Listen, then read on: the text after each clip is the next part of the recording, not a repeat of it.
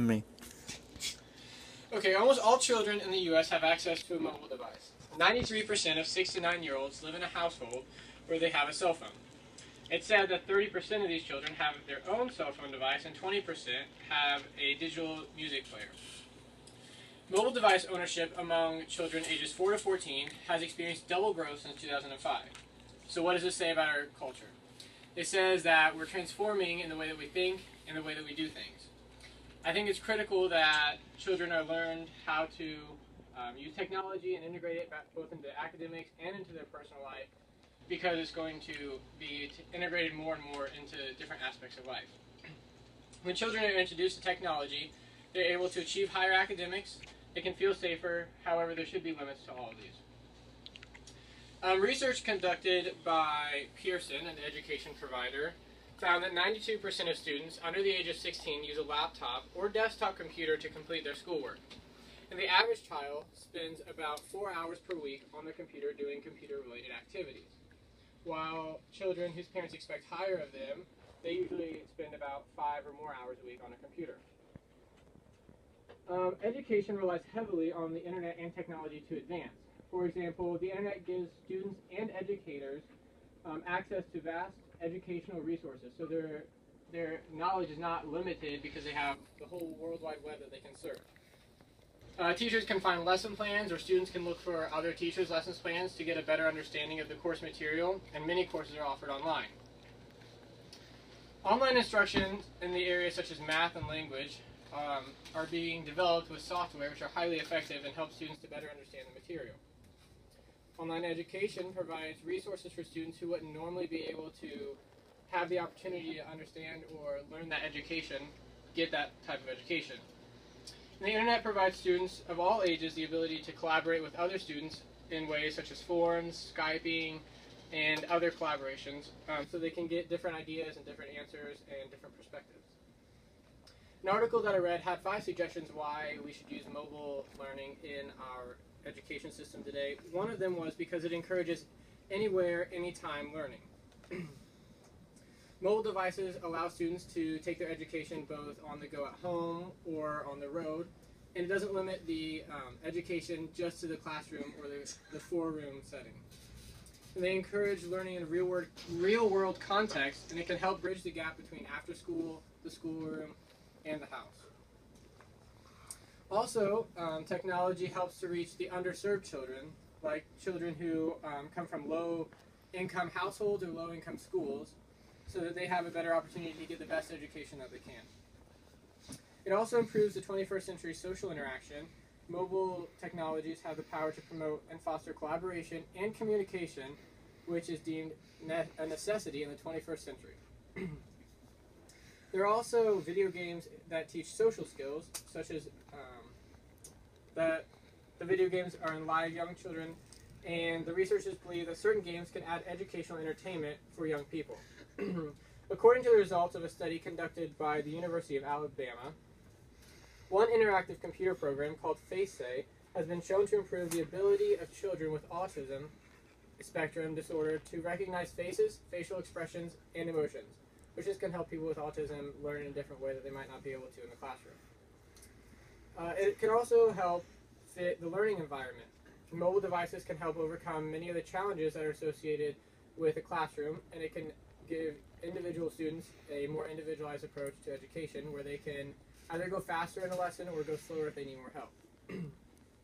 Which is also another way that it personalizes it. While there can be an educator in the front of the classroom teaching them the material, they can also use the online format to go faster if they understand the material or go slower if they need to review it more. My second point is that technology provides a safety for children. Many students can use their phones to contact their parents if they need picked up from school if they're in middle school, or let their parents know what they're doing or where they're at, or call 911 if they need help.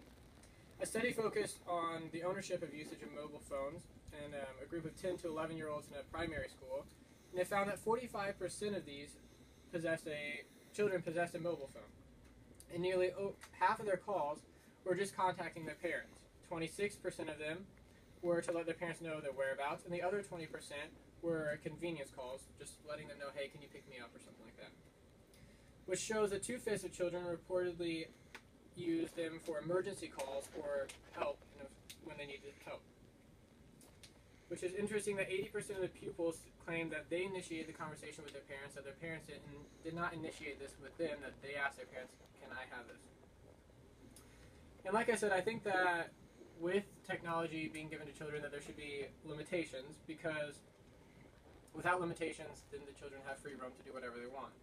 And there are a lot of apps or programs that can help their parents, such as Net Nanny, which is a program where the parents can observe what the children are looking at, what they're doing on the web. There's also the innovative cell phone plans, where according to a Pew Internet report, nearly 2/3 of teens have cell phones. And without limits in the past, most of these teens have spent hours and hours on their phone.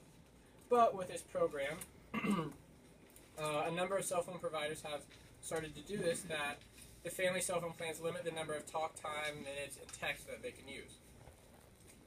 Also, Ford's automobile safety system is a motor vehicle that helps for parents, it's called Nike, and it helps parents know how fast their children are going, if they're using seatbelts and stuff like that, and it can also, so parents can remind their children that they need to do this. Also, there's GPS child tracking, which according to GPS tracking, these devices can help the parents of children who are walking to and from school, making sure they're getting home safely, and also that the active children who haven't learned to stay within their bounds of the yard, that the parents can keep track of them. Some of these devices can even provide you with your child's heart rate, blood pressure, and body temperature, which would have a health benefit also.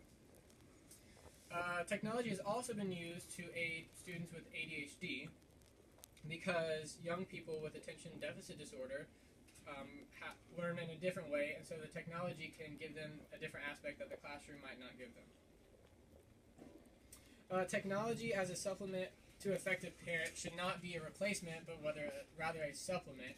So technology shouldn't be given to like an iPad or something like that. Should not be given to a child like in place of parenting.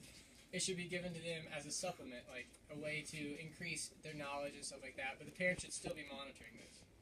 They should be monitoring time limits also. So the parent needs to be firm in saying, okay, you get this much amount of time, and it needs to be shut off after this. And they can help your child choose your video games, limit his or her screen time, and also, after they've had their time with the technology, opt for a different activity, such as reading or playing a board game. A lot of parents ask, how do I know when my child is ready? And that just goes with the responsibility should increase with age and maturity. So is your child dependent? Does your child need to be in touch for safety reasons or social reasons? How responsible is your child? Can they get behind the concept of having limits on talking or texting? And can you trust them?